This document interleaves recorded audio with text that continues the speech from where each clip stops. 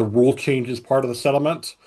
And what she did, or kind of her concern with that is that with the roster limits, the way the roster limits are kind of going to be handled, and the way the roster limits kind of function in reality, while they do replace our scholarship limits or much smaller scholarship limits, they do put a firm cap on rosters that where it really didn't exist before. Where football teams, for example, they can only have 85 scholarships. They can only have 85 scholarships based on current rules, pre-House Amendment rules. But they could have as many walk-ons as necessarily they wanted, pending conference rules. And in fact, a lot of schools had as many as 130 athletes on their football team. So this would require, like, even if you're bumping the scholarship limit, to this new roster limit, you can now have 105 scholarships. You're now kind of in a situation where you can only have 105 athletes. You're out if you have 130 players on your football team, you have to cut 25 of them. And this was by far, and I've been tracking all the objections. I've been tracking all of the kind of complaints that have been raised by objectors, before and after January 31st, which was the deadline to object. And I'd say probably 80% of them had to do with roster limits. They're really heartfelt stories of athletes being told already that they're going to be cut, and some of them had been cut already. And that's something that Judge Wilkin, in the fairness hearing, wanted the parties to address. And when the parties came back with a supplemental brief a week later, they said, we're going to make these changes to the way that the release is handled, the way that the litigation release is handled to kind of allow for future athletes more chances to object. But they said, we're not going to do grandfathering. We're not going to make any changes to the roster limits because so many schools have already kind of started to do it, and it would create this massive chaos if we're gonna make any changes at this point. It would just, because players are already in the transfer portal and some have already transferred, there's really no way to kind of peel that back.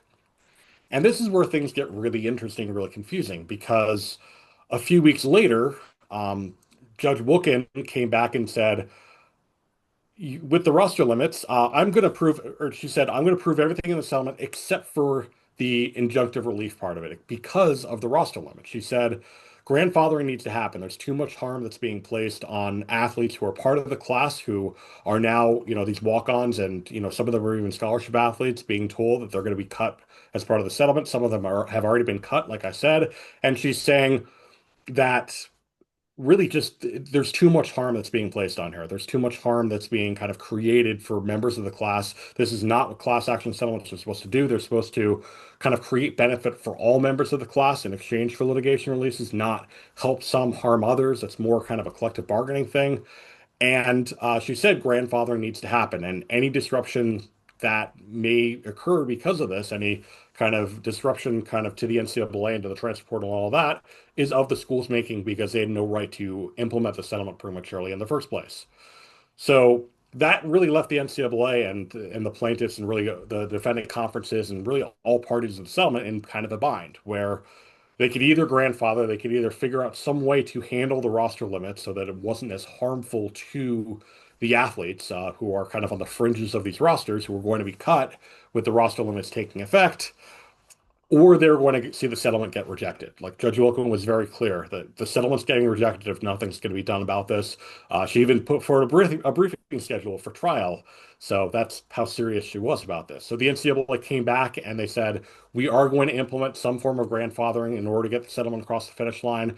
We're going to create this new classification of athletes called designated student athletes that will not count towards the roster limits. And this will apply to any athlete who was or already has been cut or will be cut as a result, but was on a 24-25 roster, or athletes who have been recruited with the promise of being on a 25-26 roster, but were eventually told or were later told that they would be cut, that their roster spot was no longer available to them because of the House Settlement roster limits. So that's kind of where we find ourselves right now. Judge Wilkin has given the objectors to the settlement until tomorrow, the 13th, May 13th, to respond to this new proposal. Then the NCAA and the conferences have until the 16th to issue kind of a counter response, kind of in defense of their plan, and then she's going to make a ruling from there. So probably sometime next week, probably sometime later next week, we'll have a final decision from Judge Wilkin, and I imagine that decision. I mean, it's possible she comes back and says this isn't good enough. I think that might be a little beyond our authority or beyond our patience, maybe. But I think sometime next week, later next week, we'll have a decision from Judge Wilkins saying, yes, I'm approving the settlement, or no, what the NCAA has proposed is not enough. I'm still rejecting the settlement.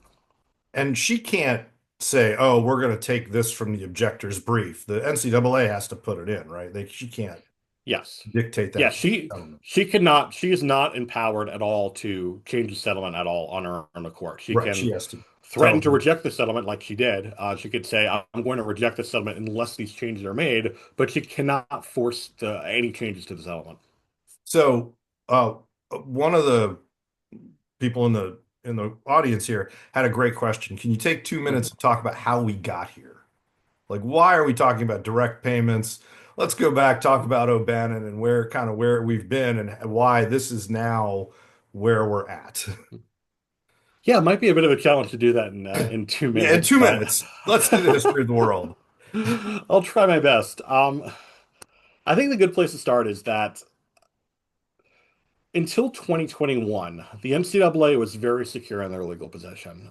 They had kind of this language from a Supreme Court case back in 1984, NCAA v. Board of Regents, that said that the NCAA needs to be given ample latitude in order to further their mission of promoting amateurism in college sports and having kind of this amateur college sports system be distinguished from professional sports. And for 37 years, between 1984 to 2021, courts really regularly upheld all that, and courts regularly said, "We're going to give the NCAA deference. These rules that are being challenged, that athletes are saying are violate antitrust law or violate employment law or all these different things. These rules that the NCAA had to further amateurism must be held as legal because of this Supreme Court language." But in 2021, and O'Bannon was certainly a lead up to this, O'Bannon was decided in 2015, where the Ninth Circuit said, this language that was in Board of Regents, it really wasn't, I mean, it's from a case the NCAA lost. So for one, it's questionable how binding it is on the other courts. And even so, O'Bannon, which is a case about NIL, about video games, about the NCAA using players' name, image, and likeness in video games, not compensating them for it. Even so, we're a little it's a little questionable whether this actually goes towards that amateurism mission. So we're going to rule against the NCAA this one. And O'Bannon led to the Alston case, Alston decided by the Supreme Court in 2021, where the Supreme Court said, they had a very narrow mandate in this. They said that, hey, we uh, this rule from 1984, this language from 1984, for one, it's dicta. It's what we in the law call dicta, which is to say non-binding authority, kind of just general musings. It was in the closing paragraph of a case the NCAA lost. It wasn't something that even really related to the case at issue. Board of Regents in '84 was about television rights. It wasn't about amateurism restrictions at all. So the Supreme Court in 2021 said, yeah, it's dicta. It's not really all that relevant to kind of be binding authority. It's not relevant enough to be binding authority. And also, the market realities have just changed. And for the purpose of antitrust law and really every field of law, the NCAA is kind of fighting on this. Things have changed enough where between 1984 and 2021, the NCAA has now become a multi-billion dollar industry. College sports has become a multi-billion dollar industry. It's not what it was back in 1984, and the law needs to reflect that. And the law needs to reflect those changing conditions, especially when you're talking about antitrust law, which is so based in economic theory. And since 2021, the NCAA has been completely lost in terms of legally. They really haven't had any good defense to any kind of legal claims. We're even seeing a number of claims or a number of lawsuits right now. We've seen three wins by players saying that the NCAA's probably the most basic rule, their 5 and 4 or their 4 and 5 rule, the rule that says you get 4 years of eligibility in 5 years. We have three players who have challenged that and won and said, and where the courts have said, you're going to have to get an extra year. But this all led to this case, House v. NCAA. And House is a case about, it's another antitrust case. It's another case.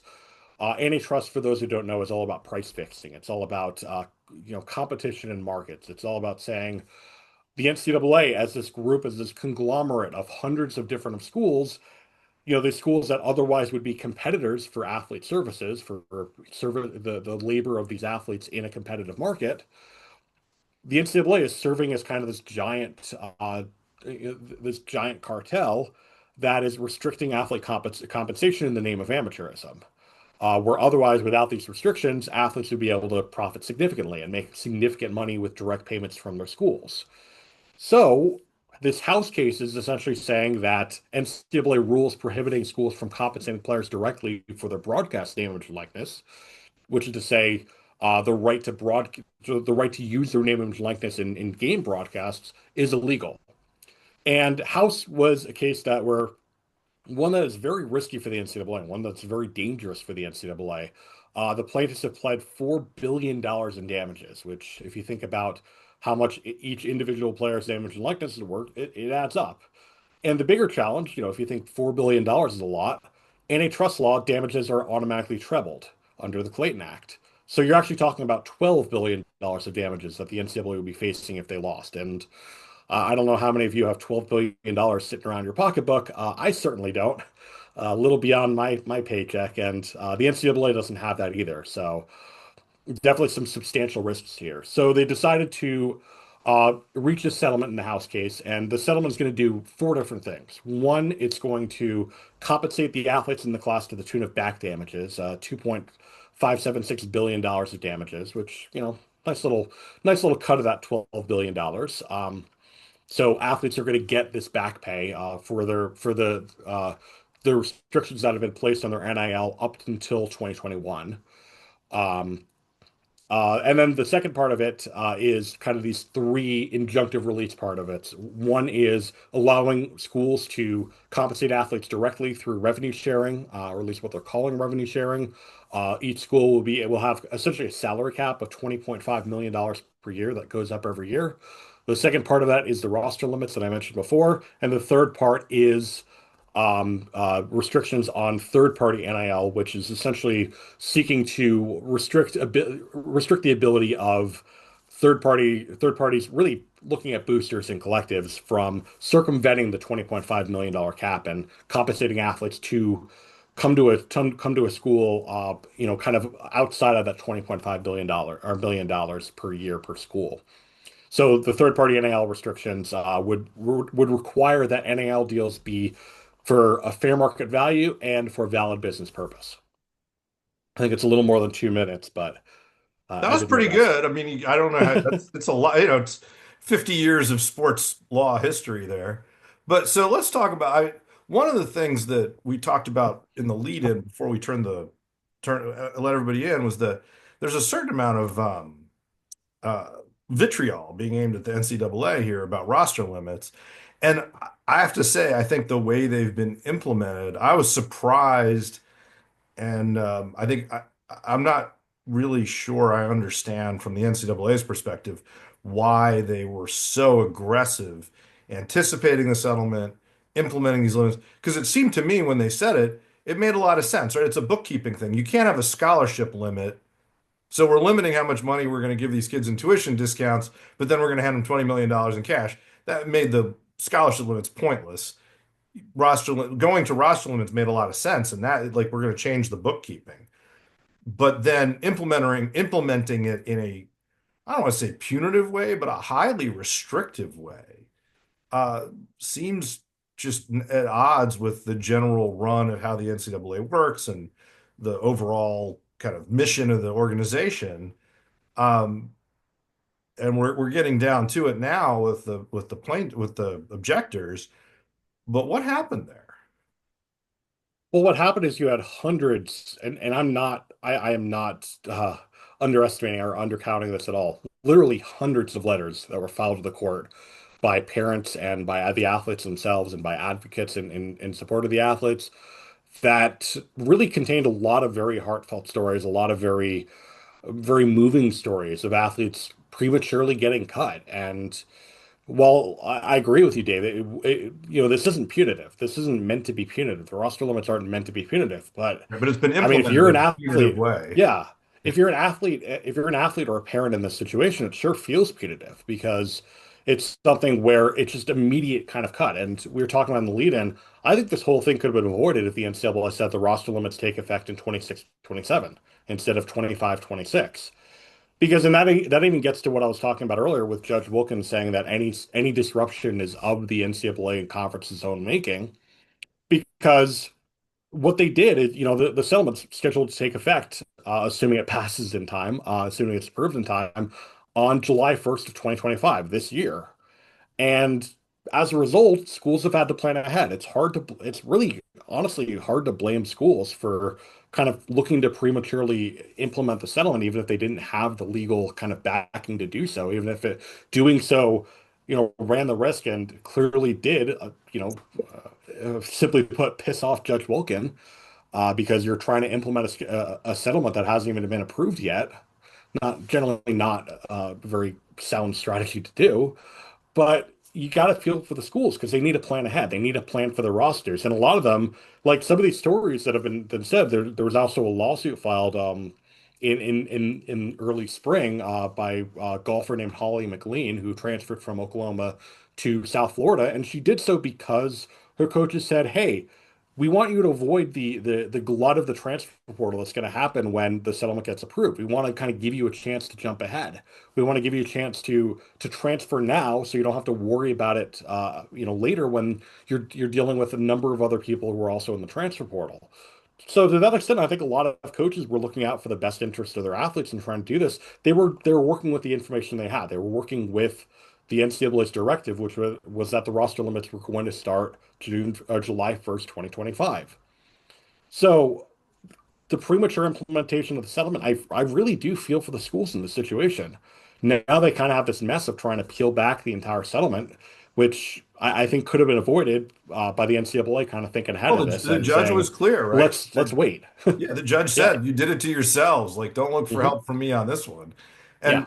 And you understand why they were but also the schools were the NCAA legal team, which is the schools, decided on that calendar, which made Hmm. there's a number of decisions being made in Indy and then at the governance level with the attorneys that you just wonder if there's anybody in the room who has any idea what they're doing.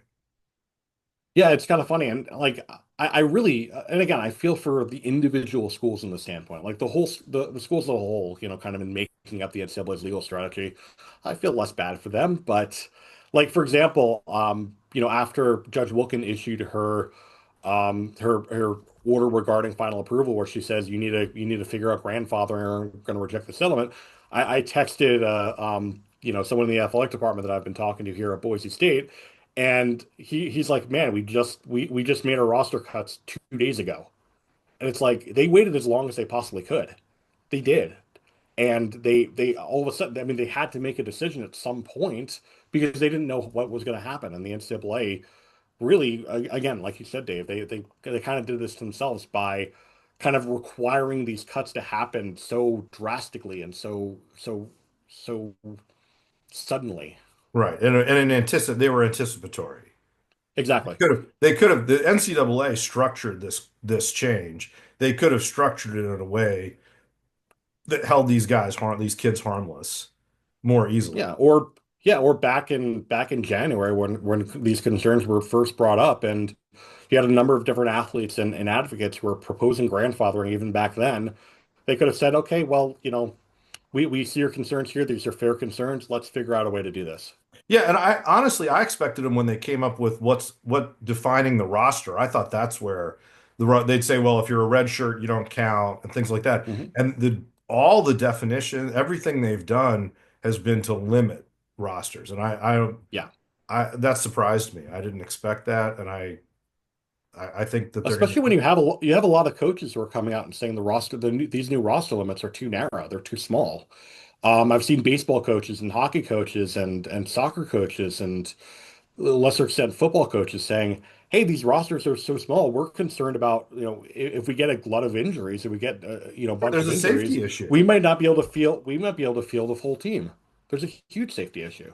Yeah, and I think And there's they'll. no, yeah, like in professional sports, they have these roster limits. Of course they do.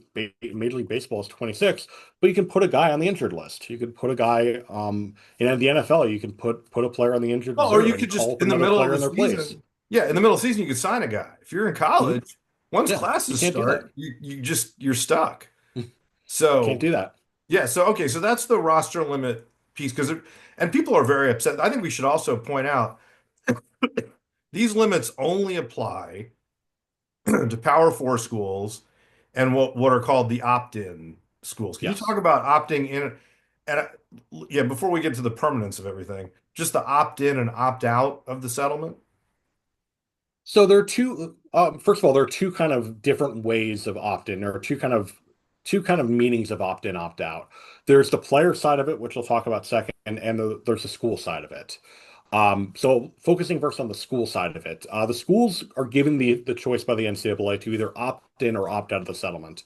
Except for the Power Four schools, any school that's in the ACC, Big Ten, Big 12, and SEC, because those conferences are defendants to the lawsuit, they, as part of the settlement, are automatically opted into the settlement, so they cannot opt out of the settlement. But for every other school, for every G5 or FCS school or Division one AAA school, Right. non-football Or football non-football fielding schools. schools, yeah, Yeah. non-football schools.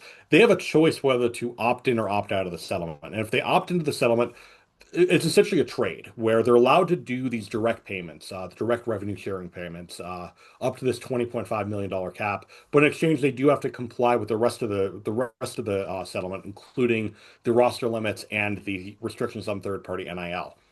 Schools can also, and many schools have made this choice to opt out of the settlement, or at least maybe temporarily opt out of the settlement, which means they are not allowed to make these direct payments. They cannot pay athletes directly, but they do not have to comply with roster limits, and they do not have to comply with third party, the third party NIL restrictions that are in place in the settlement. So there's And and then, I oh, think we should point out sorry, go that ahead. the colleges aren't per they can change their mind for another month or so, Yes. right? Yeah, they can. Yeah. They still have time to change their mind, and it's a yearly thing. So even if they opt out some schools have said, we're going to kind of see how the landscape continues to develop over the course of the next year. For 25, 26, we're going to opt out. 26, 27, we might decide to opt in, just kind of depending on how things work. Sorry, go ahead with the yeah. Now let's talk about Yeah. students opting in and opting out. Yeah. And then the student part of that is a lot more simple. The athletes themselves, the members of the class, which is to say that any athlete, any current athlete or athlete who played in NCAA Division One after something, I think June 20th, 2020, June 20th, 2020, I think it is, just based on the 4 year statute of limitations of when or 2016, excuse me, because the lawsuit was filed June 20th, 2020. So 4 years back, 4 years before that, based on the statute of limitations, those athletes have a choice to opt in or opt out of the settlement. That only applies to the back pay part of the settlement, the 20 or the $2.576 billion that athletes are going to receive in back pay for restrictions on their NIL before the settlement and before 2021 when NIL was allowed. The opting in or opting out of the settlement does not mean that you are no longer part of the roster limits or anything like that. It only applies to that back pay. And athletes would want to opt out, and there have been over 200 opt-outs. Athletes would opt out in order to file their own separate lawsuit because they don't like kind of the calculation of the back pay that they're getting from the settlement attorneys. Well, and there's are there three more cases? I mean, there's a bunch of cases that are in the pipeline. This is going to be the Yeah, floor. We're just yeah. beginning a negotiation here. Yeah, there's two other cases. There were two others that there was four at one point. Two of them have kind of been folded in with another case, Fontenot. So Fontenot kind of represents kind of the vanguard of these cases right now. There's another case, Jenkins, that's moving forward as well. And these are cases filed by opted out players who are saying, we're going to file essentially the exact same case as House, trying to get this back pay, but trying to get our own individual calculations of the back pay damages because we feel like we can get more on our own. So yeah, so the and it's only going to get bigger. I mean, this is the floor. Now, there's also I guess let's finish off house. Let's talk about Mhm. what NIL restrictions are coming and what the colleges are trying to do and what's ultimately going to happen. Yeah, it's a bit weird. These third-party NIL restrictions, they're a bit strange. Essentially, what's going to happen is that every NIL deal that an athlete enters at Division One level, any Division One athlete any NIL deal that they enter is going to have to be reported to this clearinghouse that's going to be run by an accountant firm, Deloitte, kind of under contract with the Power Four conferences who are creating this new entity to kind of oversee this, the House settlement and implementation. And they won't have this new entity won't necessarily have enforcement power over every NIL deal. It'll only apply to deals that are over $500 and that deals that are kind of where the third party in the deal, which is to say the not the athlete, not the school, whatever kind of outside business entity is kind of offering the athlete this NIL deal. Um, it's only going to apply to them if they're considered to be a associated entity or individual, which is to say it's a way of trying to kind of limit it to boosters and a way to limit it to collectives. So it's really kind of anyone who's donated to a particular school or any school, over a certain amount of money, or for a certain period of time, or kind of trying to narrow it down again, trying to narrow it down to collectives. But it actually doesn't apply to for-profit uh, publicly traded companies. So there's been some concerns over this. There's been some commentary over this where, a school like Oregon, for example, can pretty easily get around this because they just have Nike.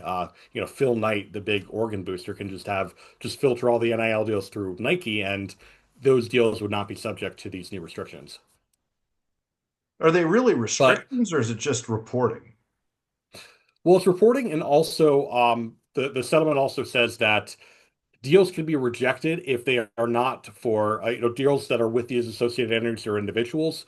They can be rejected. They can be they can be rejected and really subject the school and or athlete to penalties if one, they are not for fair market value, however Deloitte decides to calculate that, and two, if they're not for a valid business purpose, which is to say if they're pay for play Right.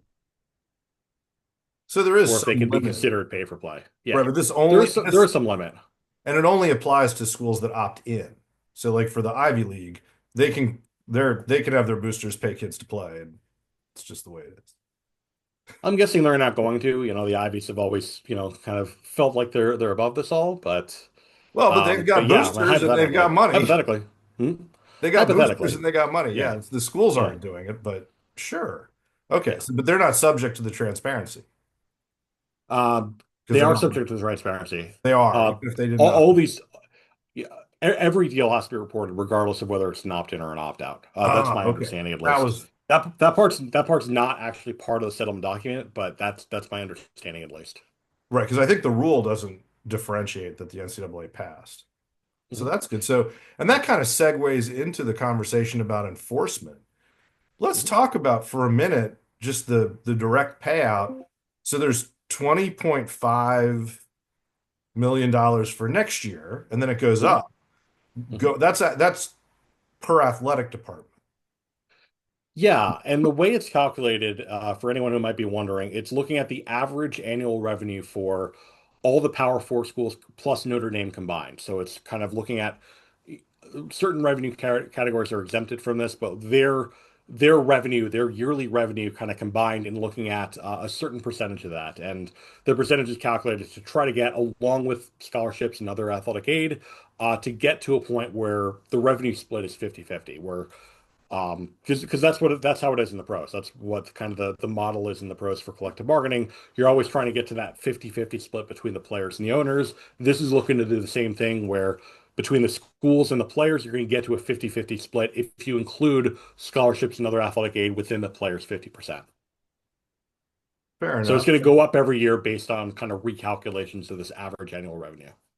So when schools are paying that, like one of the questions, one of the things I've noticed is that if you're a basketball school, like why would, Fairfield want to opt in, right? Because they don't have a big budget. Why do they want to do that? Mhm. Well, they're thinking Ohio State's got to spend most of that $20.5 million on football.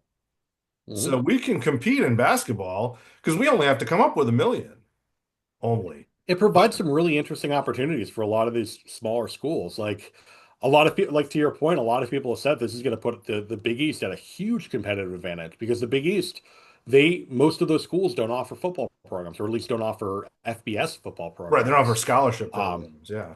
yeah, I mean, or I guess UConn is kind of an exception there, but their big focus on the Big East is on basketball. It's on specific you generally specifically men's basketball. So they'll be able to pump a lot of money into those programs, a lot more money than in Alabama or at Ohio State, because they're going to have to put a lot more of their money into football. They're only going to have, I think a lot of these calculations that have come out that have been made public have said we're going to put 85% of this $20.5 million in football and kind of leave the rest. Where even if even if a Georgetown, for example, decides to spend $10 million on basketball, that's still a lot more than what Alabama and all these other schools are going to be able to afford.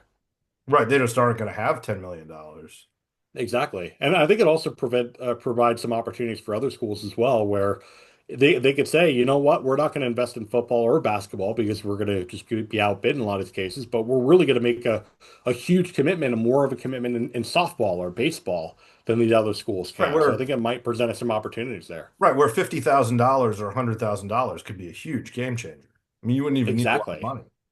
Yeah. If you're Coastal Carolina, for example, and you're going to say, we're just going to spend $5 million in baseball, that could be a huge competitive advantage for them. I don't see them giving up on football though, Coastal. But No, okay. no. But Maybe not the best example, but you see what I'm going for. oh yeah. Well, I think let's also make sure we remind everybody all this money, if you're not in Division One and you're not an opt-in school, the roster limits do not apply to you. Mhm. So there's 1,000 schools with no roster limits in the NCAA. If you're not in Division One and you're not an opt-in, direct payments don't apply to you. So there's 1,000 colleges that are still not going to pay athletes in Division Two and Division Three and in the AI. The world is what it was yesterday, right? It's a very visible group of schools, but it's not a representative. Correct. So let's talk about, so I guess I want to give you a chance to pick. Like, what do you think? Should we talk about enforcement? Should we talk about, the governance issues? Should we talk about private equity? What do you think? Like, dealer's choice here. What do you like? Well, we're kind of talking about enforcement, but also that's kind of a thing where a lot of it's still pretty nebulous. Like the NCAA has announced, or the Power Four conferences have announced that they're going to have this kind of new enforcement entity, but their exact power, what exactly they're going to be empowered to do, is really not going to be made clear. I mean, I'd say even not only after the House settlement's approved, but there's going to be litigation against this enforcement entity. The first time that a deal gets denied, there's going to be antitrust litigation. I guarantee you that. And it'll be interesting to see how much power that entity continues to have, after kind of being attacked by some of these lawsuits. And I think that'll be an interesting part of it as well. I do think, and I think, if you're giving me the choice, I think the eligibility and NCAA governance part of that is a piece of this puzzle is going to be really interesting moving forward. I agree. I think it's going to be interesting to see how the NCAA can stick with college students, Mhm. basically. I mean, if you really, and at some point, where, does it get divorced to the point where it's really not college sports anymore? And if that happens, my sort of take is that it destroys the value of the entire enterprise. Like, Well, I think it's really going to depend on what specific sports we're talking about and what specific level. Because I think where this all ends up is that there's going to be an attempt by football, specifically the Power Four football, to break away. And how that's going to be defined, whether it's actually just going to be the Power Two that breaks away, it remains to be seen. But I think they're going to try to do their own thing, and I think that's going to leave. It's going to be kind of like cutting off a infected limb, not to get a little too graphic, but. I think for the NCAA, they might start to see it that way because all these problems, I mean, all these legal challenges are really resulting out of football and to a lesser extent men's and women's basketball. Like, yes, Grant House, the lead plaintiff for that, he's a swimmer, but the relief that's being sought here is really going to be for football. It's really going to be for football and men's basketball and to a lesser extent women's basketball because those are the schools where the best argument can be made that the athletes are not receiving the full value of their labor in terms of a scholarship and the other things. At least at kind of that power four level, with some of the G5 as well. Can't leave my own Boise State out of this as well. well, and I think there's a real, for as someone who deals with the entire cake and not just the icing here, Mhm. Yeah. the value that, I mean, there's $1 billion in value in the NCAA because they're all hanging together.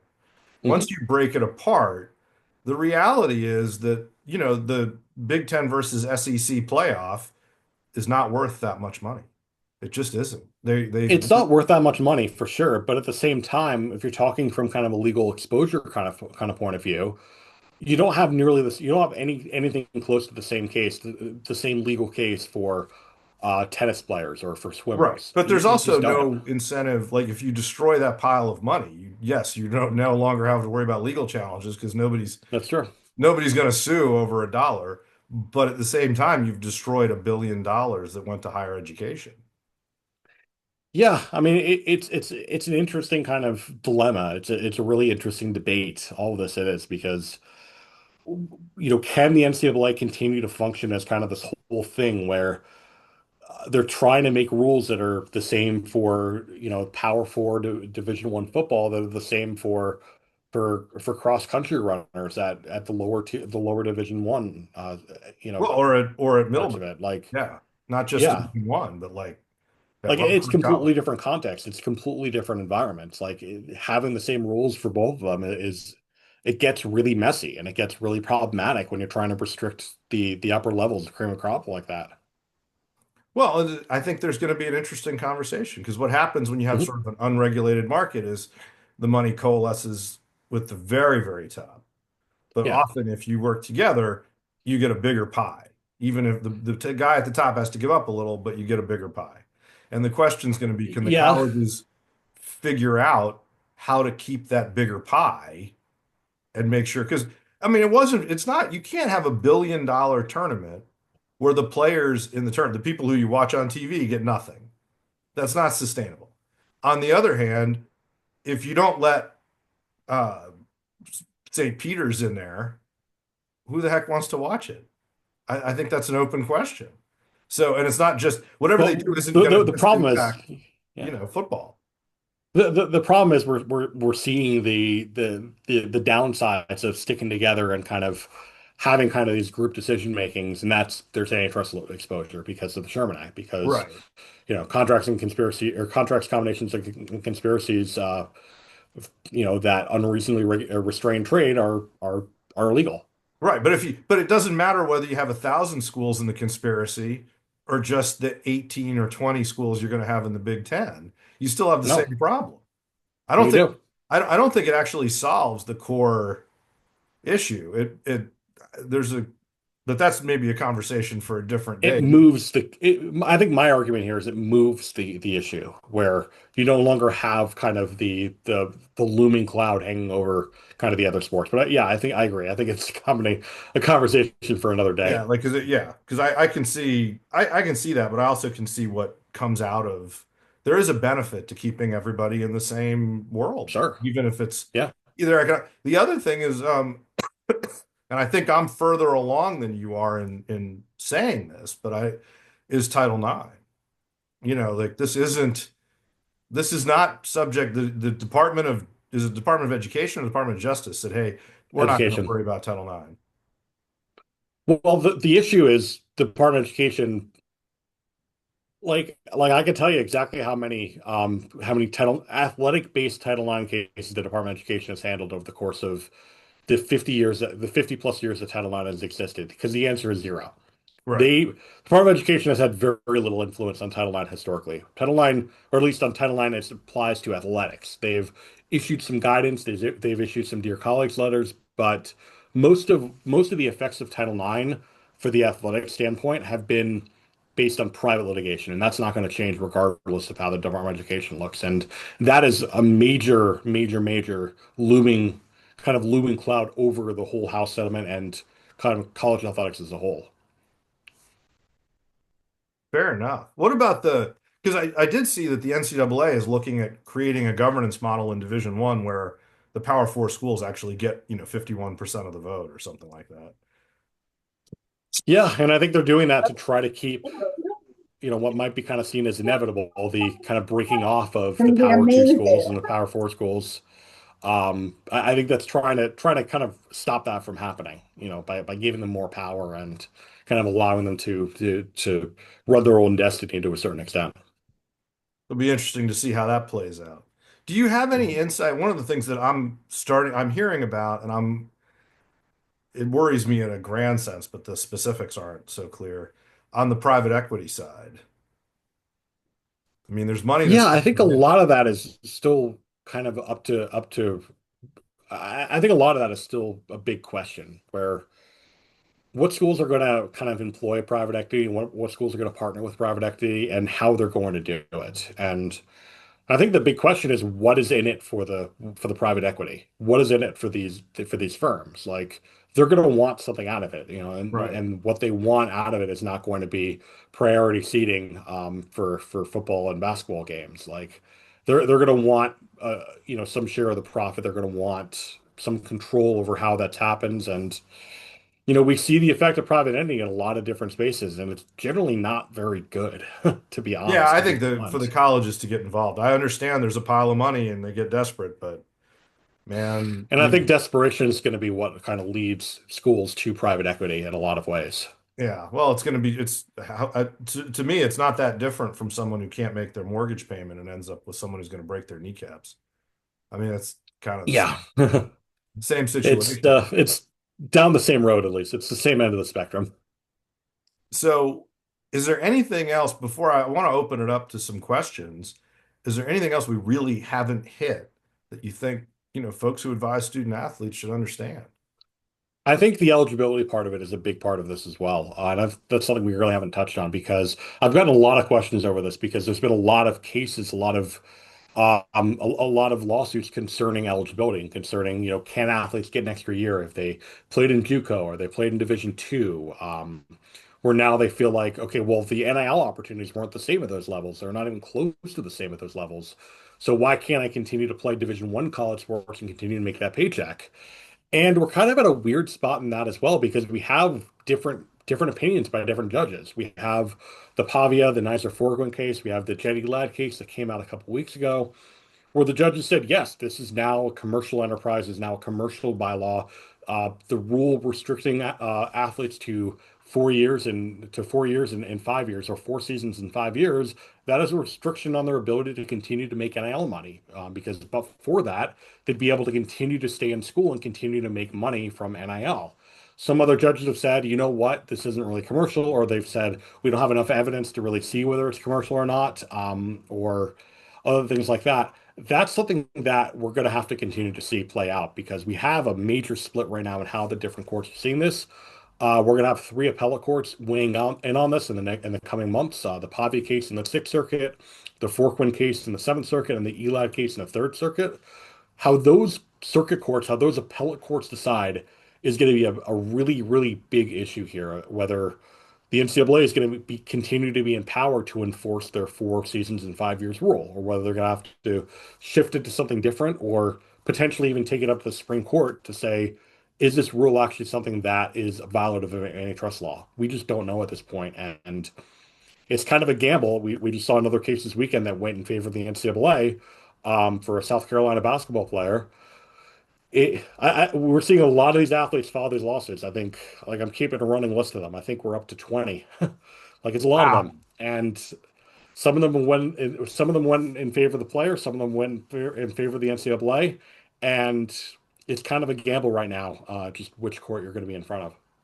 Yeah, and are the is the NCAA appealing? Because the NCAA, when like Pavia won, Yes, they didn't appeal, right? They just settled. They said, yes, they sure, did. Yes, they did. they did appeal. No, the NCAA they issued a blanket waiver to Right. try to stave off litigation, which didn't work out too well for them because there has been a lot of other litigation, but they also appealed the case. So they appealed the Pavi case to the Sixth Circuit.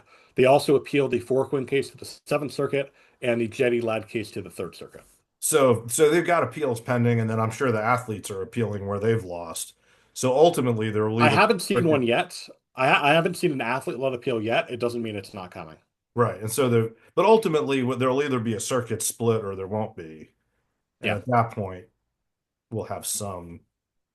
right. So should we open it up to, is there any change? There's been discussion about like a 5-and-5 rule where now you get five. Would that, it struck me as like the NCAA giving up ground but not doing anything that would protect them from lawsuits. Is that about right? I I think it still depends on the court here in the case. I really do, because some courts may see it as this is still a restriction, even if it's a different looking restriction.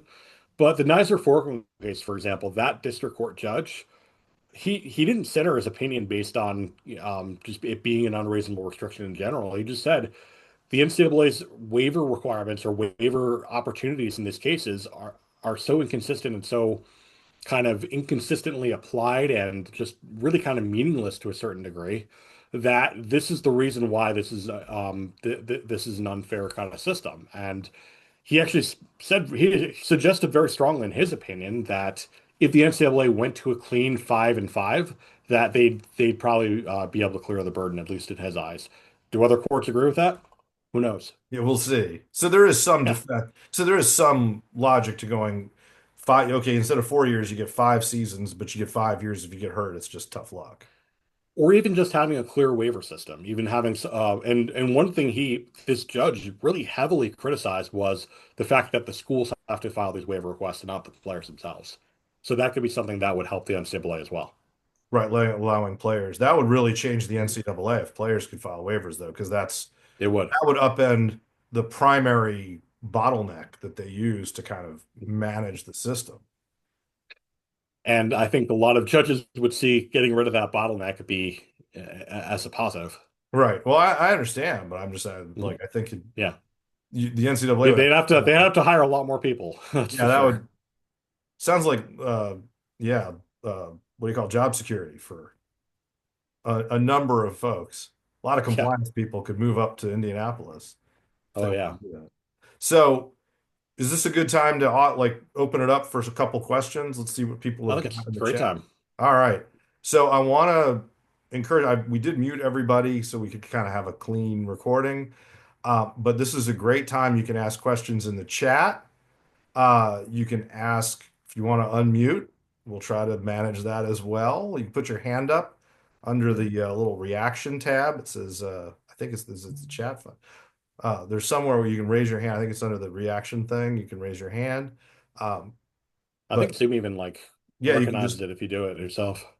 yeah, we'll try to, I'm going to switch to a gallery so I kind of see Well, it people. means you have to. That means you have to have your camera on. Yeah, everybody's kind of, Yeah. this is one of those meetings where everybody's camera's off. But if somebody has a question, this is a great time to, I'm kind of filling. Let's take a second. Just remember that we've got, and don't be like, this is a time where if you've got a question, man, there's a 30 other people in here and another 200 or so who registered who are going to watch the recording, probably have that question as well. So I want to encourage you to do that.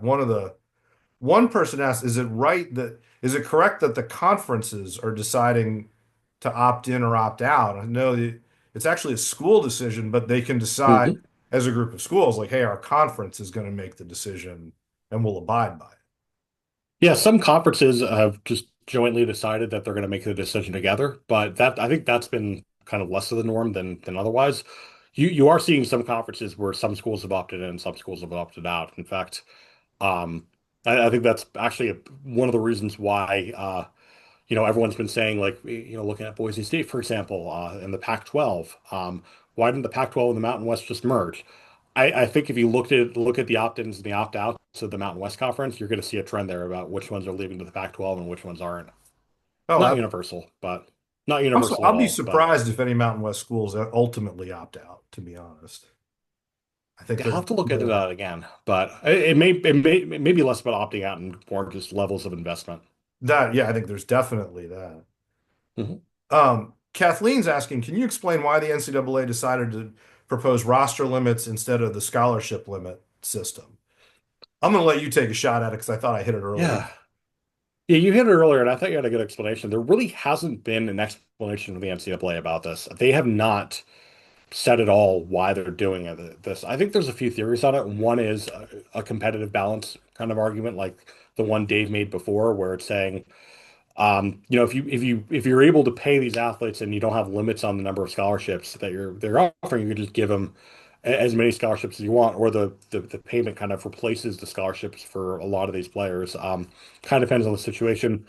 I think the big reason, though, and I think a lot of the pushback. You're starting to see kind of a lot of the decision making. I think you're already starting to see it in terms of like which schools have publicly or which school has publicly come out and said we're going to grandfather in all our athletes, and which schools are saying, yeah, we're not going to do that. There's been a few whispers of schools or coaches saying we're not going to do it, and it's all about budgeting. It's all about money. It's all about we only have a certain amount of money, and we cannot afford to have, even if walk-ons, they're not getting scholarships, they're not getting kind of the full, they're not getting any kind of direct payments.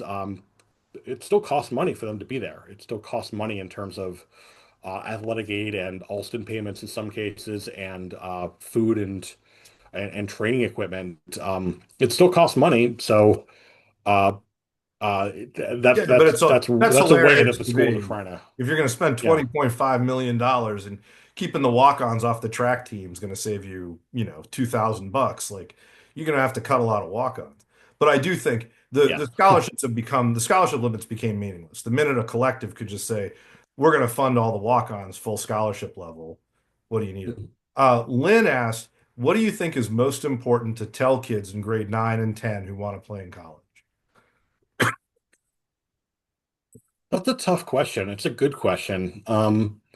I think if you're at that level, nothing really has changed anymore. And I think it's important to tell them, don't just think about the money in this case. Yes, there is money available. Yes, there is significant money available, especially if you are like a five-star, four-star, three-star in many cases. Right, but you're talking But about I 50 think kids or 100 kids nationwide. yeah, and I think for most athletes, the the calculus of where to go to school is still going to be the same. You're still going to want to go to a school that provides you a good education, that allows you to get a scholarship, that has a coaching staff that you trust and you're willing to go with.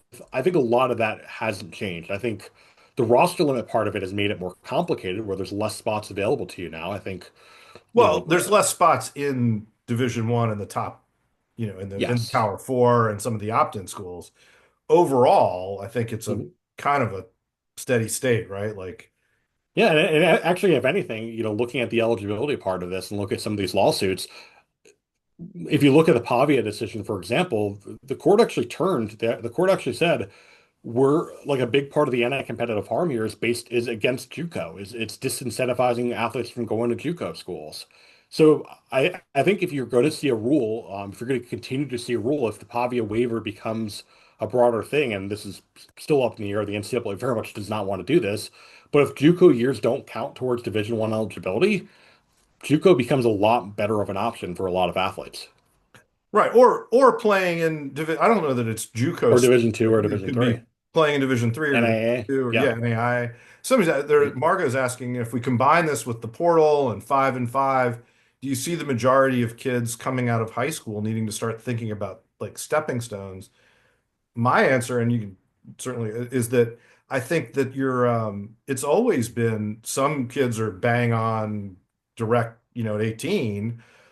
A lot of kids, and it depends on the sport, like in football and in baseball, there's a lot of kids transferring or basketball. I mean, I remember Mhm. that the kid at Marquette saying, I really thank you, Texas Tyler. Yeah, I graduated from Marquette, but I did 3 years at Texas Tyler.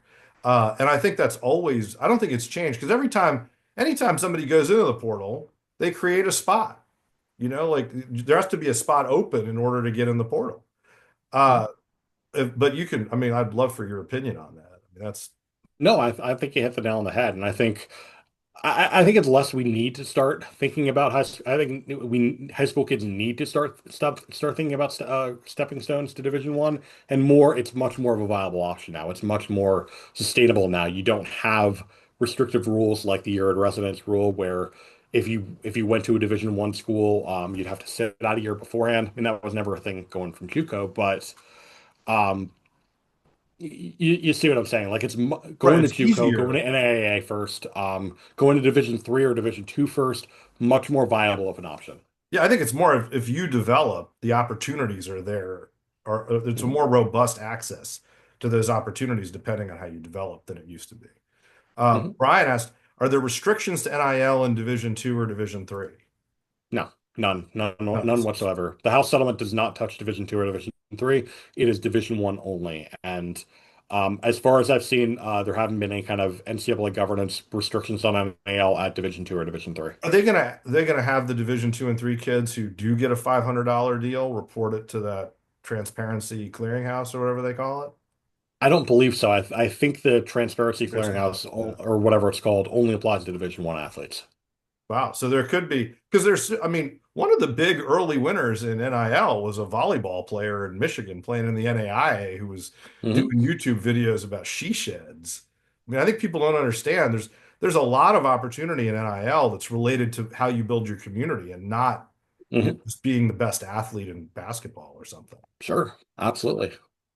So to throw this up, if people have questions, uh, this is how you get a hold of me anyway. You can also bother Dr. Sam here.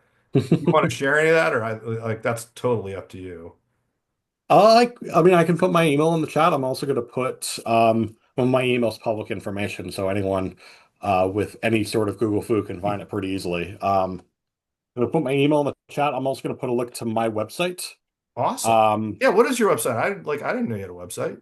What's going on with that? yeah, I have a website called the College Sports Litigation Tracker, Oh, okay. which Yeah, I did know kind that. of it tracks all of the ongoing litigation against the NCAA and kind of involving college sports in general. And it's a good way if you're interested in kind of following the House case. It's I make daily updates on it when there are updates. Like I have all the documents available from the House settlement, from the House case in general, all the eligibility cases that are going on, at least the ones that are at the federal courts. Yeah, I try to keep that updated as much as possible. So I'll put that in the chat as well. Awesome. No, that's really helpful because things are going to continue to change. That's the one constant.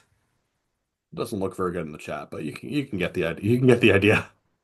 We'll put it when I put this in the YouTube link, I will put Mhm. the college sports litigation tracker in the description so everybody can see it.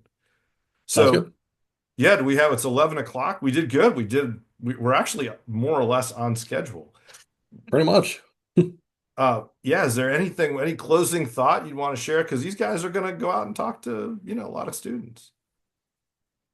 Yeah, I think the closing thought is just let's see what happens next week, and let's see what happens with the House settlement and ongoing. The eligibility rules part of this is going to be a key piece of this as well. And I think just keeping informed and keeping abreast of all the developments, all the legal developments in college sports right now is going to be really important to properly informing these kids as to kind of their options. So Well, and the more yeah, I you mean, know, the less susceptible you are to this fire hose of panic that gets put out by yes. recruiting services and all. Just remember, for most kids, none of this changes anything. And if you Yeah. remember that, that may be, take a deep, you see something, oh my gosh. If you just take a deep breath and realize that for 99.9% of these guys, there's no change, I think it helps Mhm. everybody sleep better. And you can tell kids like, look, have you gotten a bunch of calls from USC offering you $1 million? Because if you haven't, this stuff probably doesn't apply to you. I'd like that. That would be fun. Yeah, well, it's awesome when it happens. I was excited. I'm big enough now that I have a young man who's been impacted by the roster limits as an Hmm. incoming recruit and is now going to be he's going to be a DSA. I don't think there's any way they can avoid it. And so it has impacted him. And that Hmm. process, I was so surprised because I was telling him and his father all along, I'm like, I really don't think this is going to impact you. I think in the end they're going to have to take you. And man, it was a And that longer journey to appears to be the case. run than I Yeah. expected. Yeah. It's a long, winding road to get where we are now, that's for sure. And I don't think the road's over yet. No, I think there's going to still be. I think the NCAA is going to. You were talking about how that you think the NCAA is not going to stipulate to whatever the objectors are saying, and that'll We'll be see. that'll be the last little bit where the judge has to look at them, and there might be some leaning on them Mhm. as the judge may feel like Yeah. she wants to lean on them one more time. Yeah, and I mean, we'll see what the other objectors have to say as well. I mean, the deadline's for that tomorrow. We only have one of those, one of three expected filings. So, So there's still two more filings to go. yeah, one from Laura Rutherford and one from the Buckholder firm. There we go. Well, hopefully, Hmm. do you think that they'll be substantially different from the first one? I have no idea. Could not tell you. Yeah, I I don't could think. tell. I could tell you the arguments that they raised during the final approval hearing were very different from each other. So that could be something. I don't know. I mean, we'll have to see. But There you I'll go. have those filings on my website that I put in the chat if you want to check those out when they get filed. So, Awesome. Well, thank you so much. I really appreciate you taking the time today. Thank you. my pleasure. All right. And thanks for joining us. Mhm. We'll see you down the road. Hi, everyone. All right. Bye-bye.